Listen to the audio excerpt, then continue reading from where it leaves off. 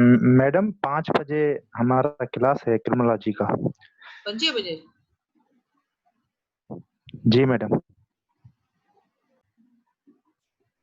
अच्छा, यहाँ तक हम पहुंच गए थे। jurisdiction and control over objects. A state party on whose registry an object launched into outer space is carried shall, while in outer space or a central uh, on the central bridge, retain jurisdiction and control over such objects and over any personnel thereof. यानी जिस मुल्क का भी कोई अगर किसी किस्म की उन्होंने जो है सैटेलाइट लॉन्च की हुई है आउटर स्पेस के अंदर, या फिर वहां पर जो है वो मौजूद है, या जो सेलेस्टियल बॉडीज हैं, जैसा कि हम कल हम लोगों ने ये थोड़ा एब्रीविएशन इसमें इस्तेमाल हुई है। सेलेस्टियल बॉडीज जो है वो कहा जाता है जो वहां पर सैयारे मौजूद हैं, जैसे कि प्लूटो हो गया, या जैसे कि नेपच्यून हो गया। वहां पर जो भी सेलेस्टियल बॉडीज हैं, अगर वहां पर कोई बंदे यहाँ से भेजे गए हैं, पर्सोनल्स हैं या फिर ऑब्जेक्ट्स हैं, या लॉन्च किया गया है वहां पर किसी को, तो उन ऑब्जेक्ट्स की जो ज्यूरिसडिक्शन होगी वो उस मुल्क की रहेगी जिस मुल्क के वो ऑब्जेक्ट्स हैं। ऐसा नहीं है कि कोई दूसरा बंदा वहां जा करके, अगर कोई दूसरी मुल्क के लोग वहां पर चले जाते हैं तो वहां पर वो उनके ऊपर कब्जा नहीं कर सकते। ठीक है। Ownership of objects launch into outer space including objects landed or constructed on a celestial body and of their components parts is not affected by their presence in outer space, their presence on a celestial body or their return to the earth. यानी अगर किसी मुल्क ने वहां पर celestial bodies यानी कि किसी भी जो है वो अर्थ के अलावा किसी भी सैयारे पर अगर कोई कंपोनेंट्स वहां पर इंस्टॉल किए हुए, या वहां पर अपनी कोई लैब वगैरह कायम की हुई है, यहाँ पर लोग अगर हैं तब भी, अगर लोग नहीं है तब भी, वो उसी मुल्क की ही जो है पोजीशन में रहेंगे। और ये कि अगर वो अर्थ पे रिटर्न होते हुए किसी और मुल्क पे लैंड भी हो जाते हैं तब भी उनको वापस उनके मुल्क में पहुंचाया जाएगा। ये जो है ज्यूरिसडिक्शन उन्हीं की रहेगी उनका तमाम कंपोनेंट्स के ऊपर। Such objects or components parts found beyond the limit of a state party on whose registry they are carried shall be returned to that state party, which shall upon request furnish identifying data prior to their return. यानी ऐसा है कि अगर कोई किसी और मुल्क की जो है सैटेलाइट कहीं और लैंड हो जाती है इमरजेंसी की सिचुएशन में या किसी भी वजह से, तो क्या होगा कि उस मुल्क की ये जिम्मेदारी बनती होगी कि वो जो है उस स्टेट, जिस स्टेट के वो जो कंपोनेंट्स हैं या लोग हैं उनको वहां तक पहुंचाए। उससे पहले जो है जब भी कोई कंपोनेंट्स वापस लाए जा रहे होंगे तो उसके लिए क्या होगा कि जिस मुल्क के भी कंपोनेंट्स है उनको इंफॉर्मेशन होगी और वो अपने जो है वापस बुला सकेंगे अपने जो भी उनके लोग हैं वहां पर। अच्छा, इसमें पेज डाउन करें।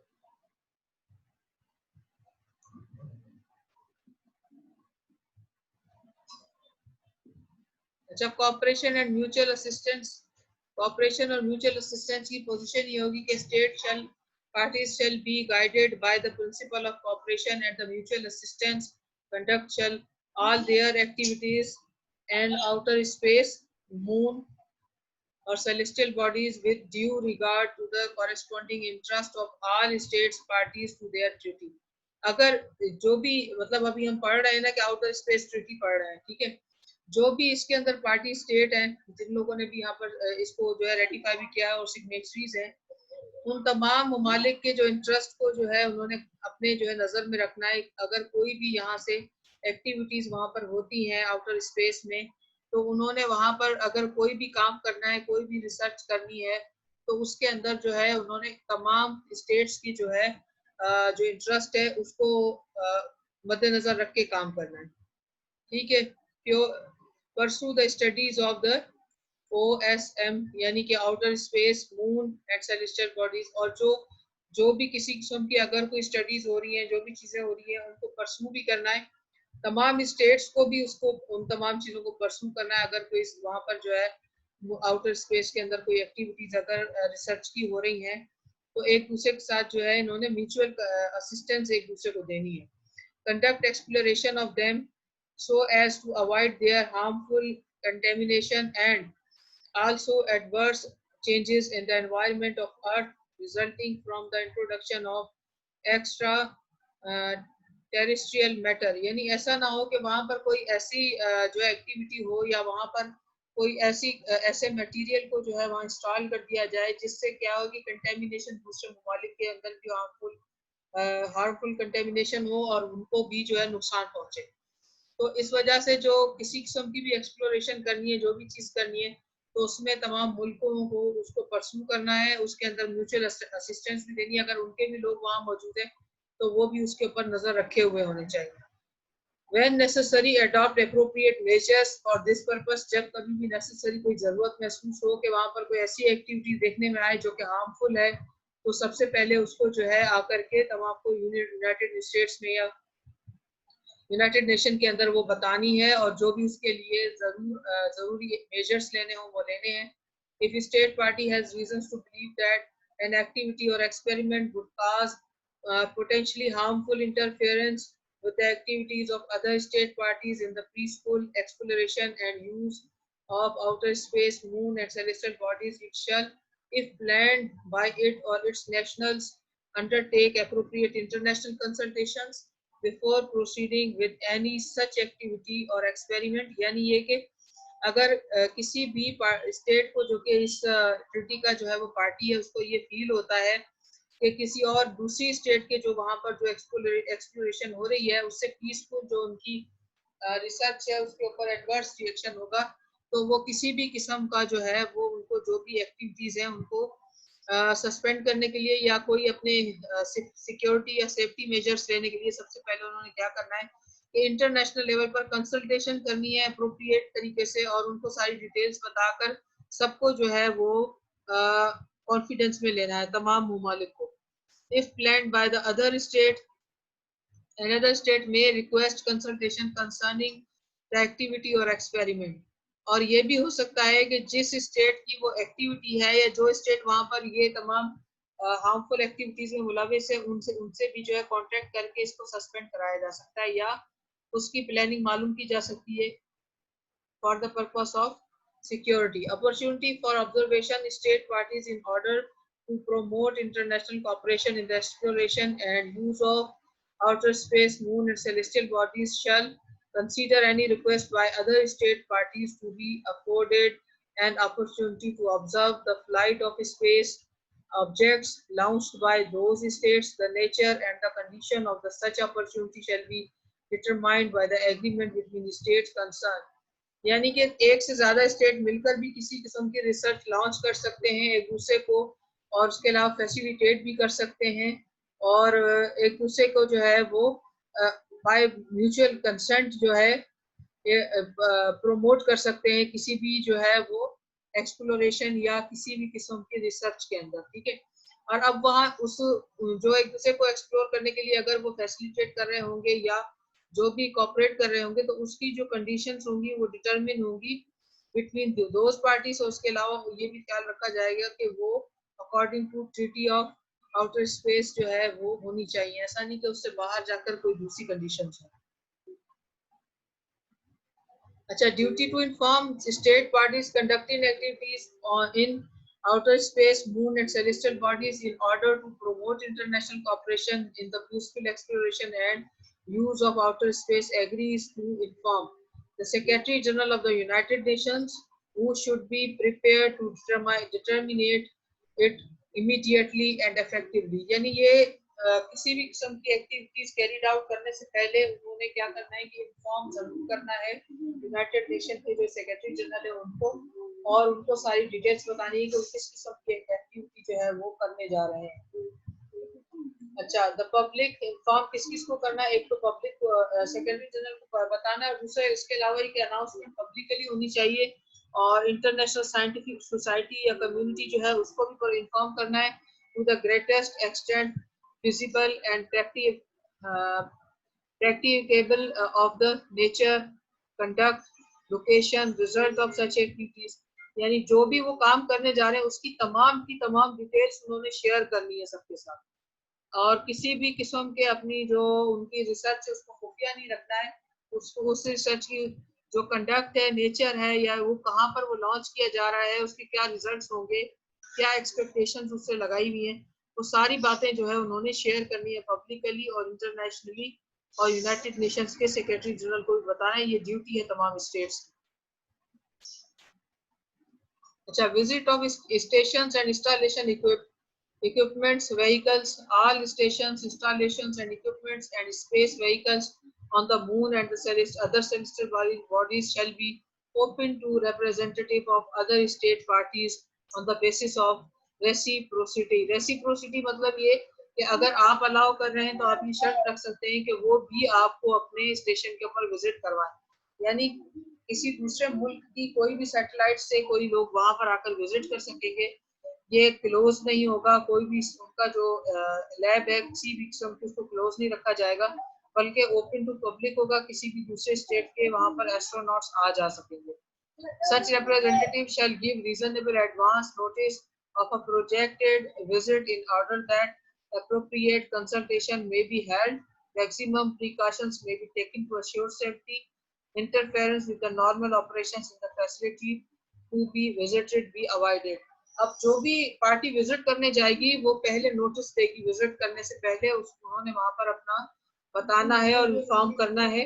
ऐसा नहीं है कि सडनली वो चले जाएं और वहाँ के जो उनके रूटीन के जो विजिट्स हैं या जो उनका रूटीन का जो ऑपरेशन है वो सारे सस्पेंड हो जाए, उनका काम डिस्टर्ब हो। तो उनका काम भी डिस्टर्ब नहीं होना चाहिए और वो प्रॉपर कंसल्टेशन भी कर सके, उनके साथ बैठ सके, बात कर सके, इसलिए और उनको अच्छी तरह एक्सप्लेन किया जा सके। उन्होंने पहले क्या करना है कि इन्फॉर्म करना है जाने से पहले। अच्छा, applicability to activities of the state parties.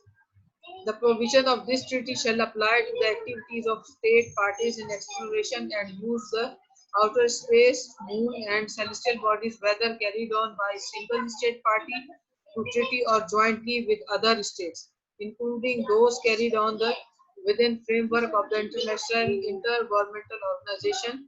यानी किसी भी किस्म की जो भी एक्टिविटी करने कोई भी स्टेट जा रही है, जो भी इसमें पार्टी बने हुए हैं स्टेट्स, वो तमाम के तमाम जो होंगे उन सब के ऊपर ये अप्लाई होगा लॉ, उन सबको जो है इसको फॉलो करना है। Practical questions arising in connection with the activities carried on the by IIOS यानी इंटरनेशनल इंट्रा गवर्नमेंटल ऑर्गेनाइजेशंस में अगर किसी किस्म का कोई connection connected to question arise होगा in the exploration and use of outer space, moon and celestial bodies shall be resolved by the states parties in the treaty either with the appropriate international organization or one or more states member of the international organization which are parties to the treaty। अगर कोई question होगा arise तो ये सारे मिलकर उसको solve करेंगे, जितनी भी ट्रीटी के अंदर जो भी पार्टीज है वो भी, उसके अलावा भी उनको किसी भी किस्म का कोई प्रॉब्लम अगर होगा तो वो उसके अंदर उनके साथ कोऑपरेट करेंगे।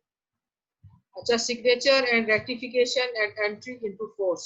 अब ये बिल्कुल लास्ट बात आ गई आखिर में कि रेटिफाई किस तरह होगा और क्या होगा।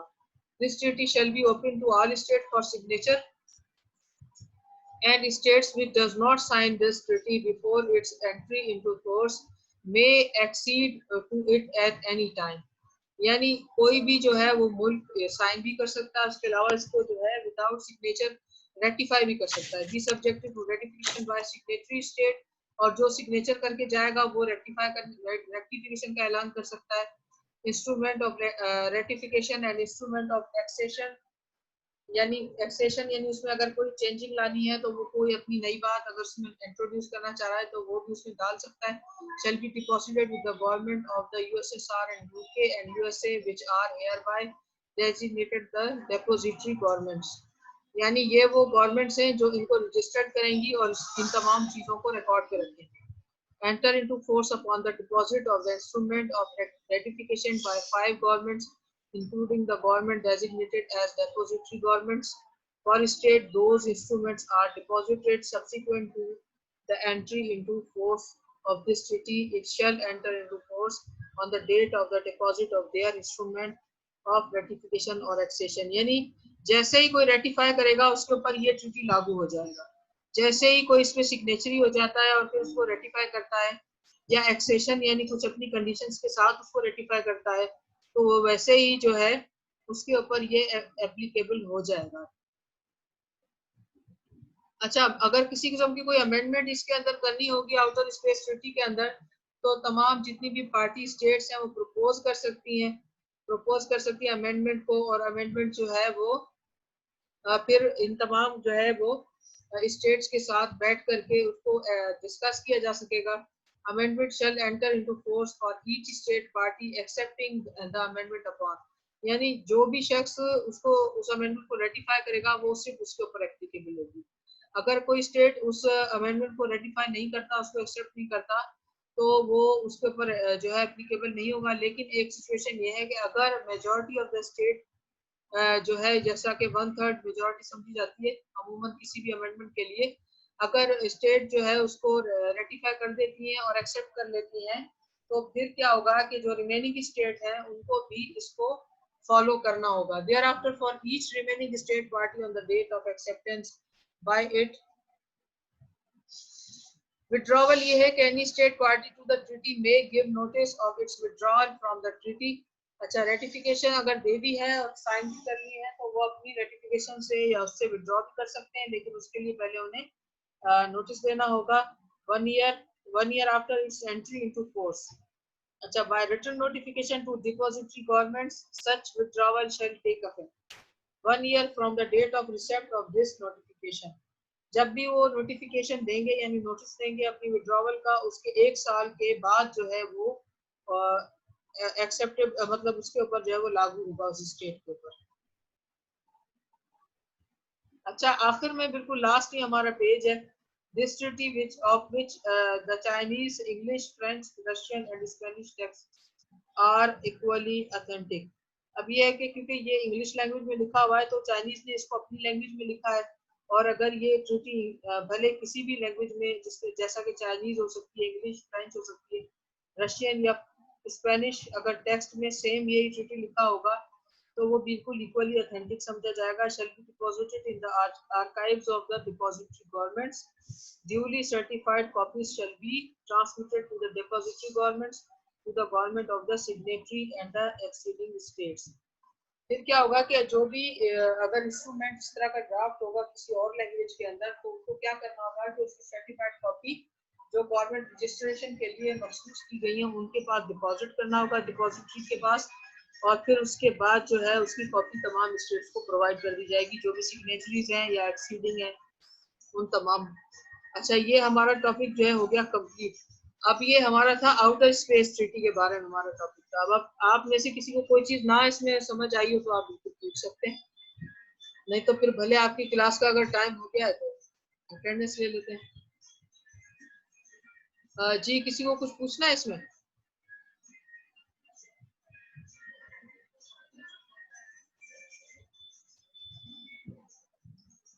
क्या हुआ, आप लोगों को मेरी आवाज नहीं आ रही क्या? जी मैडम, आ रही है आवाज। तो फिर किसी को कोई क्वेश्चन करना हो तो आप लोग पूछ लें। अच्छा, ये जो प्रमोशन वाला है इसके लिए अभी सर जमर साहब ने तो कोई उसके अंदर अपना ओपिनियन नहीं दिया अभी फिलहाल, तो मैडम अजरा से पूछना पड़ेगा कि इसके अंदर क्या है सिचुएशन। आप में से कोई कंसल्ट कर ले कि क्या वाकई यूनिवर्सिटी प्रमोट कर रही है एक सेमेस्टर, क्या कर रहे हैं? मैडम नोटिफिकेशन तो रियल है।